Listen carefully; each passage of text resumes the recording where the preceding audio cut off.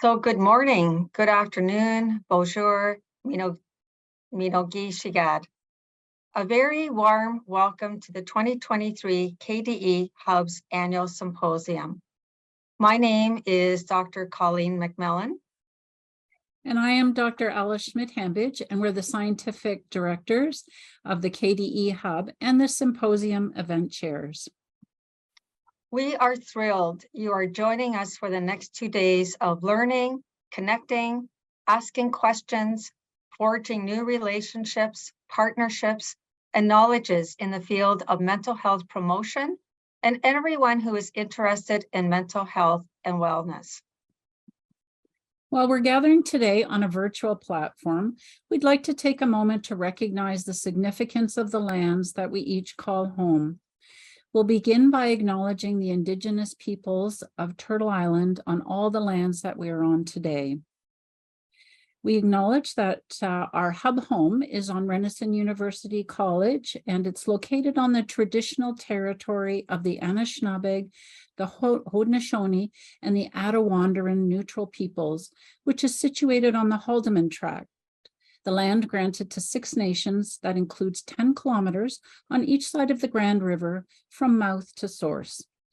Our active work towards reconciliation takes place in all corners of our campus through research, learning, teaching, community building, and outreach.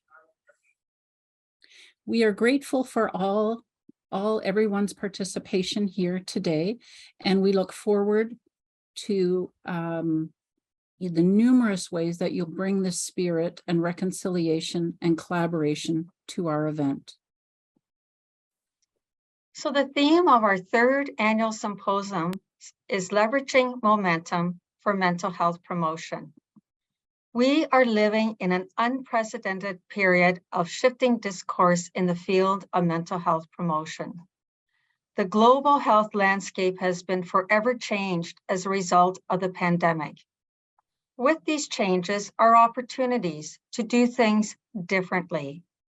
We need to identify levers that can keep the momentum of change going. Change that is evidence-informed, sensitive to diverse contexts and cultures, equitable and sustainable for our future. Thinking collectively about sustainable change is the opportunity we are offering to you over the next 2 days. At the end of the 2 days, we hope to identify spaces and tasks to leverage and keep momentum going into our future. What do these levers look like? How can we use these levers in our respective roles and workplaces to make change? What do actionable nuggets look like that we can take from our symposium and keep momentum in mental health promotion going strong into our future? Momentum is about change. We do know that momentum results as intentional brokering of action from spaces in practice, research, and policy. Your interest and position in one of these 3 domains ensures that you can keep this momentum going to make mental health promotion accessible to everyone. Over the next 2 days, we will learn about levers and how they apply to our respective work.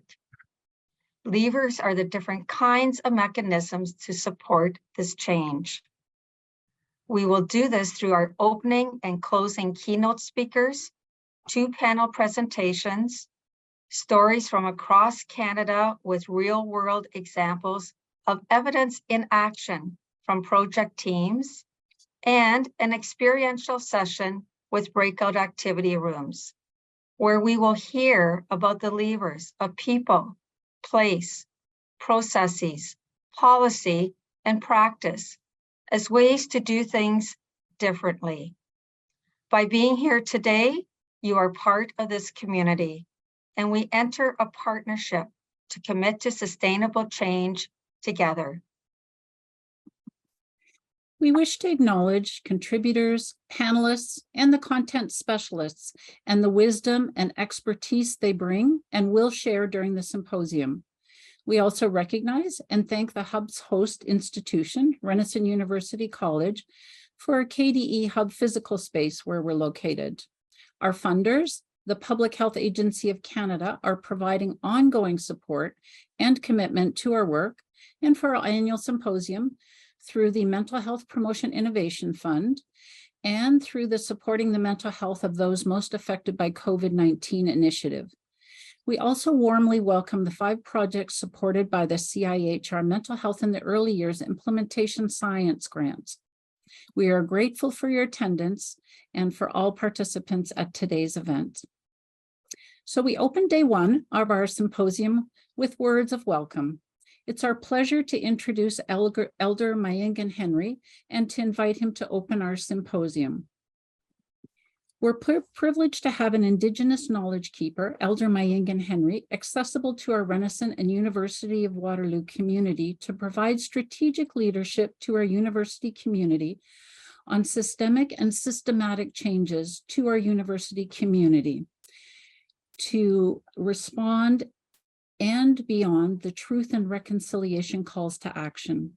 Elder Henry collaborates with the Office of Indigenous Relations and our university community, and he identifies and contributes to building reciprocal and respectful relationships with Indigenous individuals and communities. Welcome, Elder Henry. I would like, let me see if I can do this virtually here. I would like to offer you a tobacco tie. It's organically grown and harvested from a local farm, and to request your assistance to provide opening and closing ceremonies at our KDE Hub Annual Symposium.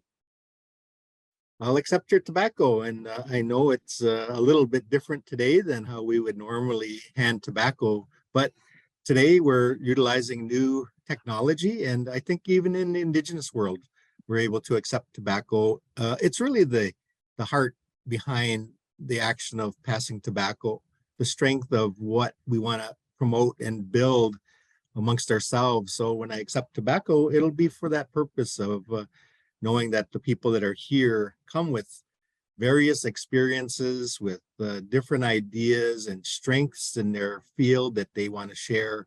And I think this is something that we can all work together on. So today I'd like to begin this day. We've started in the morning with our beautiful sunshine that it was behind the clouds, but it was there. And we have to make sure that we give thanks to that reason of understanding.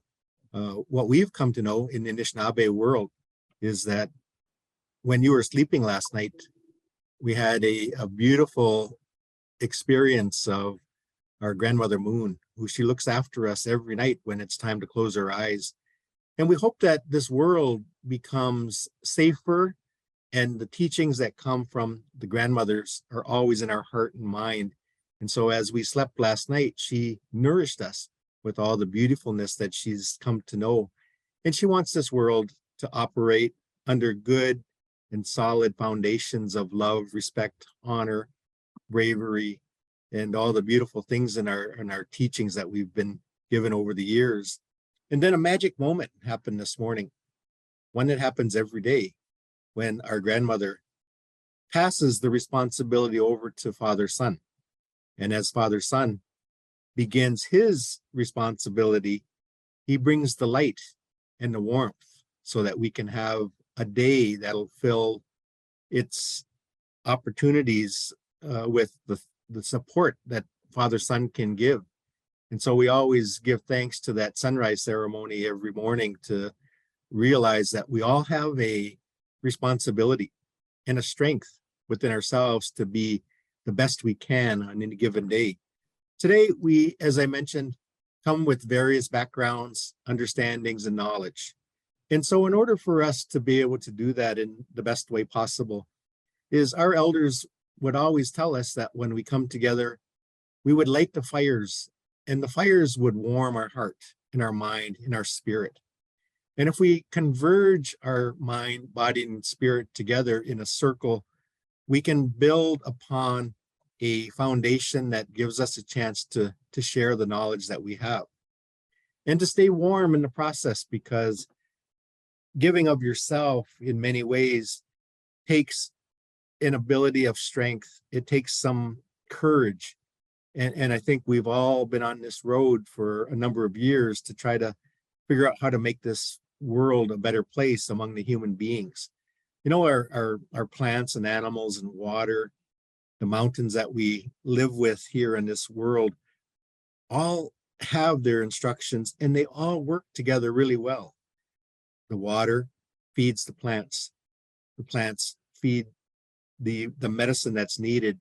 And when we care for all these things on our mother, the earth, we know that we need to respect her in a way that is highly, highly motivated by the spirit that you have. And so what we as human beings, as we were told, were the last beings to come to the earth. We were told that the medicines that we have to use to promote good health, wellness, and being is all within our mother, the earth. She provides all those beautiful medicines that we can have a good, healthy life. Not everybody finds that to equal substance for the people to have. And so the people who nourish those medicines offer them to those who are in need. And so our medicine people would always care for those that are looking for that support. And so as we think about our responsibilities and how our natural responsibilities come to be, we only acknowledge how important it is for us to learn these teachings from our in our community. We turn to the elders who nourish the knowledge of language, of support, of teachings that's crucial to the human beings that walk on this earth. And no matter where you come from in this world, you are an indigenous person that has very similar teachings. You have a drum, you have prayers, and you have songs. And when you put them together around the world, we can find the unity once again that humans always have to be reminded of. And so today I'd like to offer a quick prayer to you in the language that comes from the Anishinaabe people, the ones that the residential schools took a very, very important aspect of our culture and tried to withdraw it from our society, from the children that were taken from their homes, that were told that it was not acceptable to use their language, and for those that now have become those of healing from those days. Today, thankfully, those days are behind us, but now the healing takes place. The truth, the reconciliation of our existence now is built on the foundations of those who have been able to keep those languages and ceremonies alive. And so I'd like to offer a bit of my language in some words to our Creator. And I hope that if you don't understand these words, maybe you can feel them in your heart to know that we're trying to help and trying to give support for all those that are needed. So I'll say it this way. Abujo, maingan indej nakas deshkan zibindo jaba, maingindo dem, getche manado, chimigwech min wakakin amanda ganaj wingijga nungum. Getche manado, gigido enda so gijga nishnabi muwen. Getche manado, chimigwech min wakakin awesiak mampi, getche manado, chimigwech kakin awesiak getche, wabanung, jawanung, epping nishmuk, giwade nung. Getche manado, chimigwech min wakakin gijnajuan, Mashkiki Osama Wingash Mashkode Wishk Minwagijik.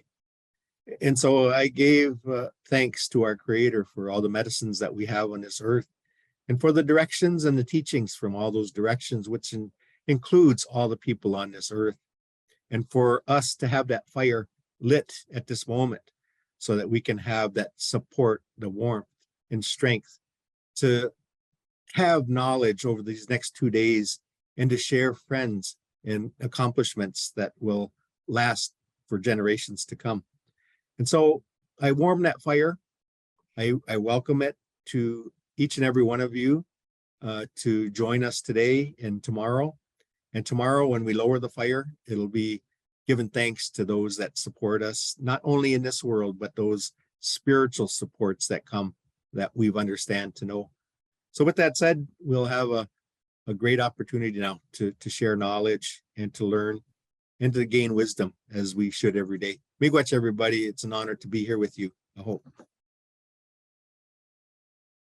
Thank you, and miigwech, Elder Henry, for those powerful words and for starting the fire for us. And we will work to keep tending it over the next 2 days. And on behalf of our community gathered here today, we're deeply grateful for you, for sharing your knowledge and for your wisdom and for your language. That was a beautiful, beautiful thanks. For opening our ceremony today and opening it in a good way. So we're also pleased to offer you a gift of thanks, which we'll deliver to you after the symposium. Thank you.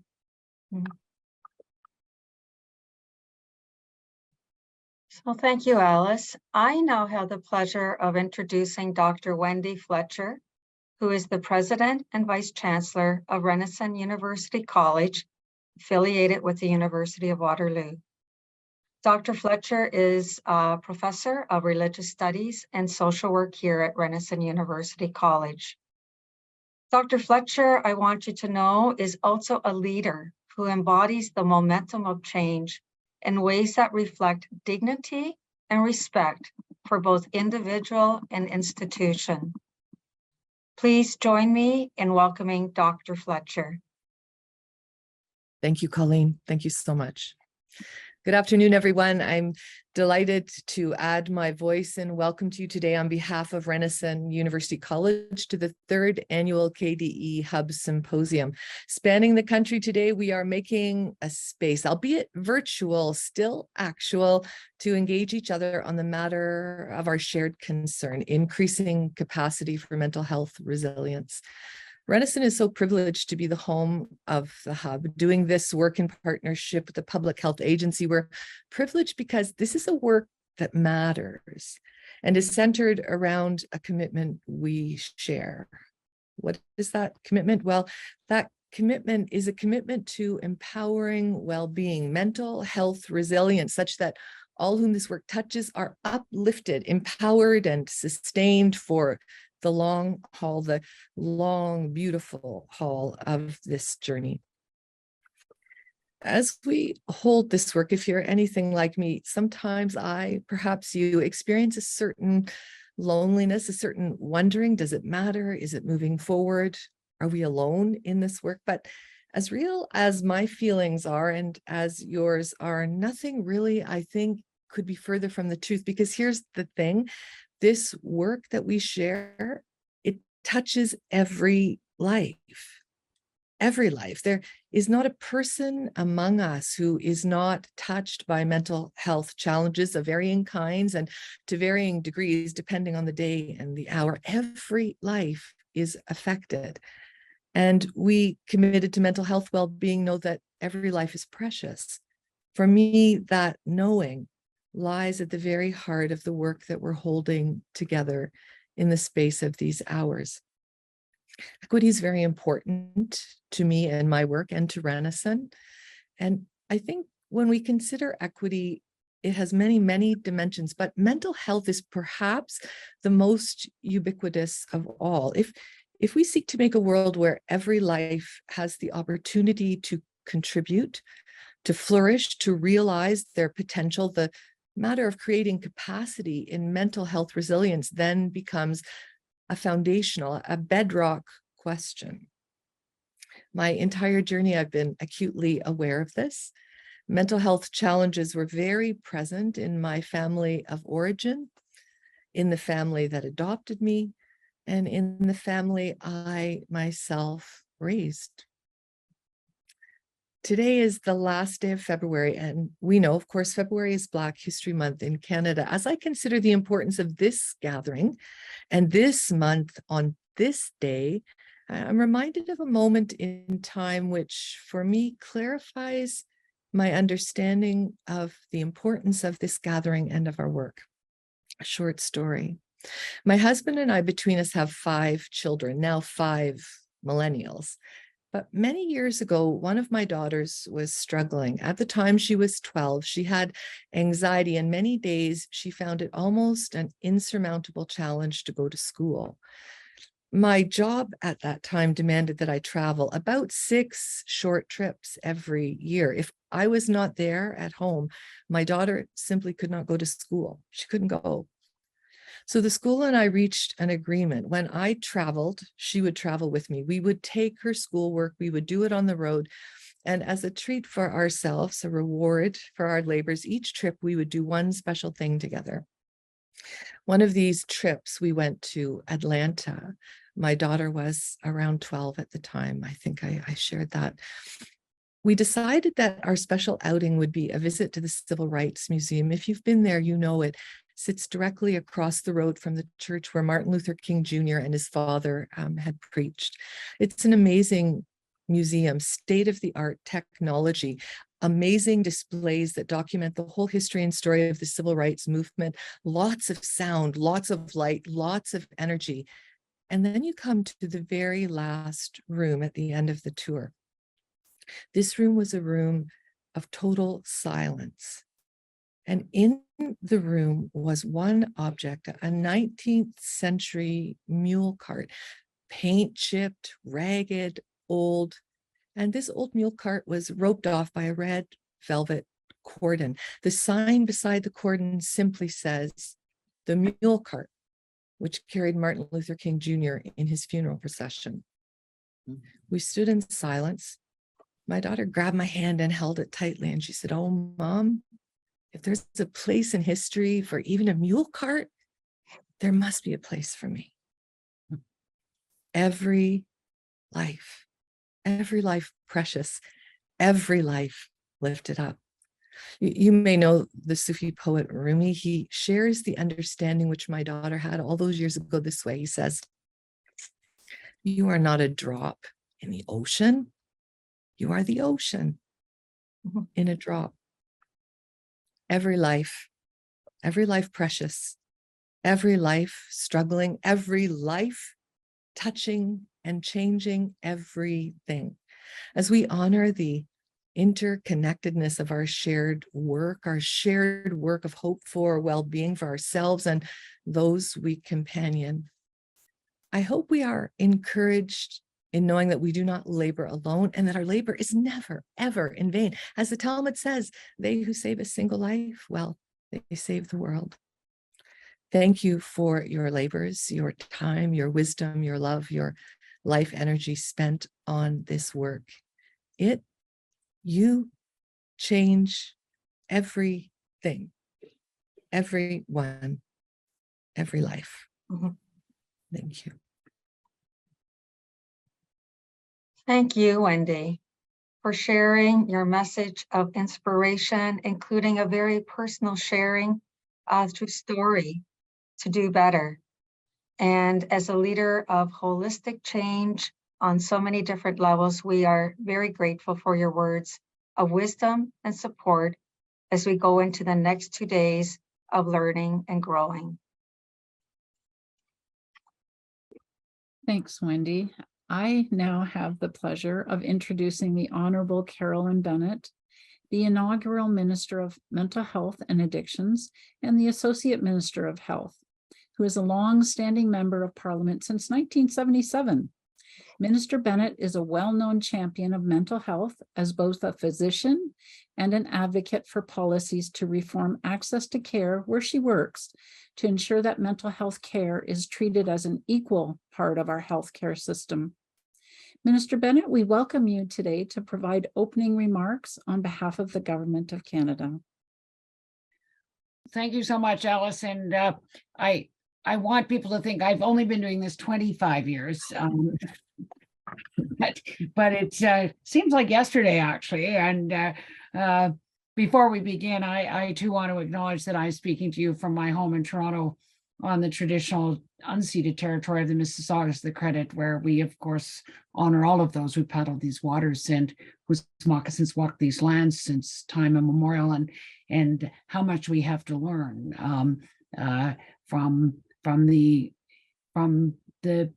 ways in which people understood that the medicine wheel, and we'll talk about that a little bit, but that trying to find that balance of mental, physical, emotional, spiritual, and how we actually need to find that balance. And it really is what you've been talking about in terms of capacity and resilience, and it is so important as we go forward together. And so I'm pleased to connect with all of you from the various territories and communities where you are joining from the opening of this third KD Hub Annual Symposium for the Mental Health Promotion Innovation Fund, and the new initiative for the supporting the mental health of those most affected by COVID-19.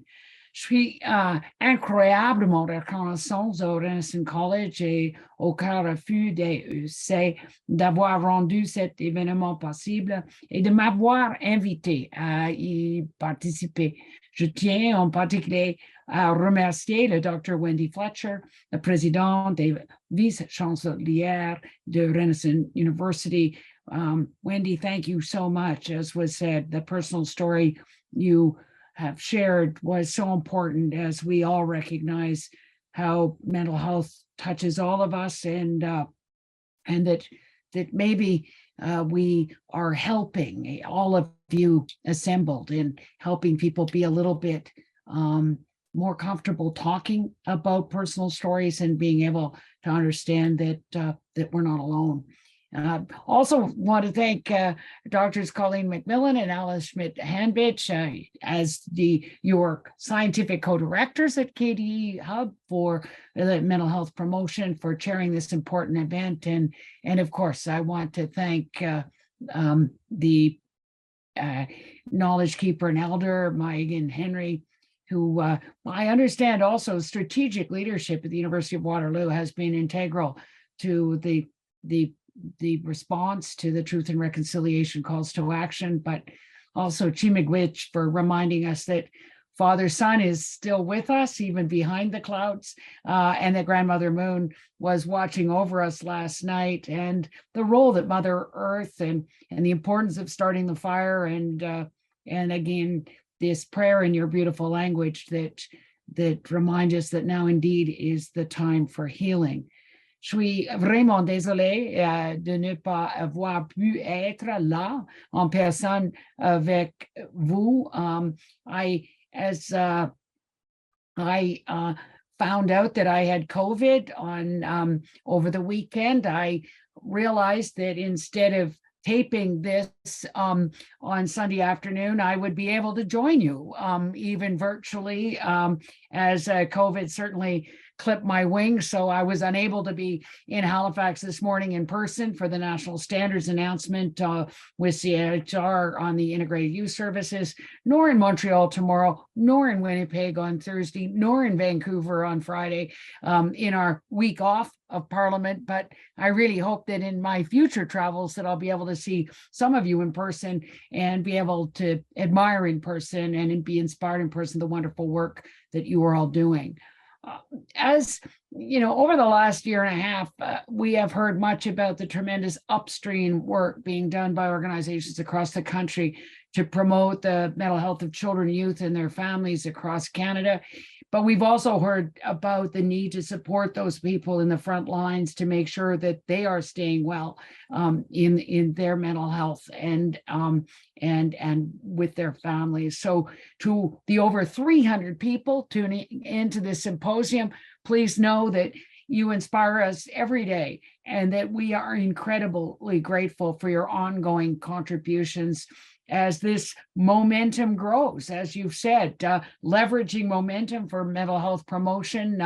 As I look at the recipients and the leadership involved, we're also inspired as all the work you're doing on building capacity and resilience. And you can't help but notice that KDA Hub has garnered a much larger gathering than previous years. And I think this really is about momentum. It's particular, it's reflective of everything we've learned about mental health promotion following these most challenging times. And this is indeed a movement, and you are indeed leveraging the momentum. Globalement, nous avons connu un changement monumental dans la façon dont nous parlons de la santé mentale, y compris la nécessité d'améliorer et de maintenir les soutiens, les services et les outils d'autosurveillance en matière de santé mentale.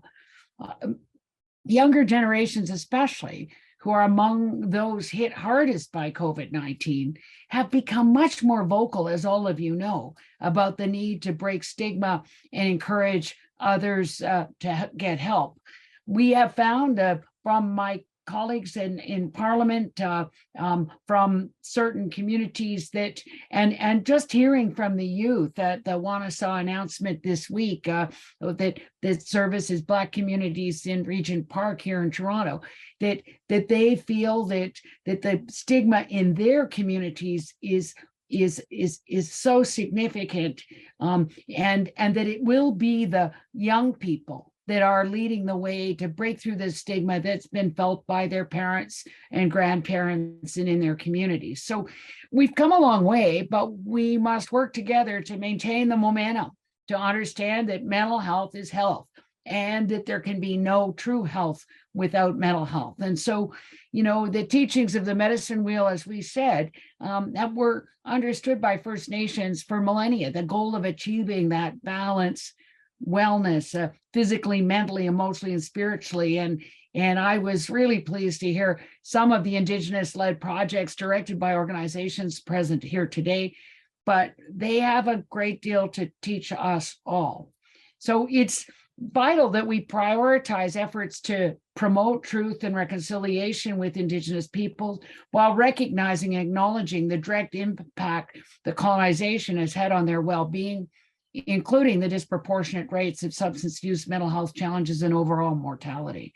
We must listen and learn, but also unlearn the ideas and biases that have prevented us from being true allies. And I think we're feeling that in all communities, as was mentioned, especially now in the end of Black History Month, and really those two state-sanctioned discriminations of slavery and colonization.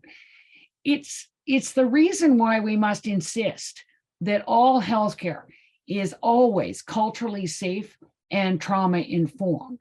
En tant que praticien de la santé et gestionnaire de projets dans la communauté, nous savons que pour comprendre les disparités auxquelles sont confrontées les communautés vulnérables au Canada, nous devons explorer les déterminants sociaux de la santé, notamment les systèmes de logement et d'éducation, l'absence de violence et de discrimination, ainsi que l'air et l'eau propre. We now see an opportunity across the entire health portfolio to leverage the momentum that has been gained in the field of mental health promotion to address some of these social determinants of health and continue promoting health equity across the populations. I think some of you remember when I had the honor of serving as Minister of State for Public Health, how almost every day we talked about poverty, violence, the environment, shelter, equity, education. And I think that understanding of what upstream means is something that you, I know, deal with every day. So this work has to involve all sectors, all jurisdictions, all types of expertise, and all kinds of research, policy, practice perspectives. That's why I'm so excited by this opportunity to network, share vital experiences, and gather new knowledge. After all, we're all in this together as we learn from one another. So I want to take just a minute to talk about the significant funding that the Prime Minister announced earlier this month, almost $200 billion over 10 years, to improve the health and healthcare of Canadians, and to tell everyone that we are committed to working with provinces and territories to integrate mental health and substance use care as a full and equal part of our universal healthcare system.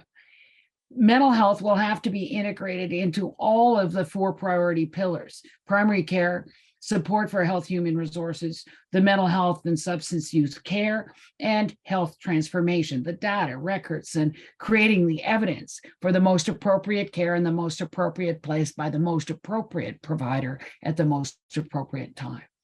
Nous savons qu'il reste beaucoup de travail à faire et nous continuerons à collaborer avec nos partenaires pour faire en sorte que tous les Canadiens aient accès au soutien et aux services dont ils ont besoin au moment où ils ont besoin.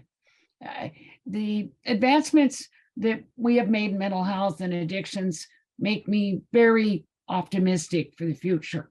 We are learning so much from the ingenuity and courage of those with lived and living experiences and from community caregivers.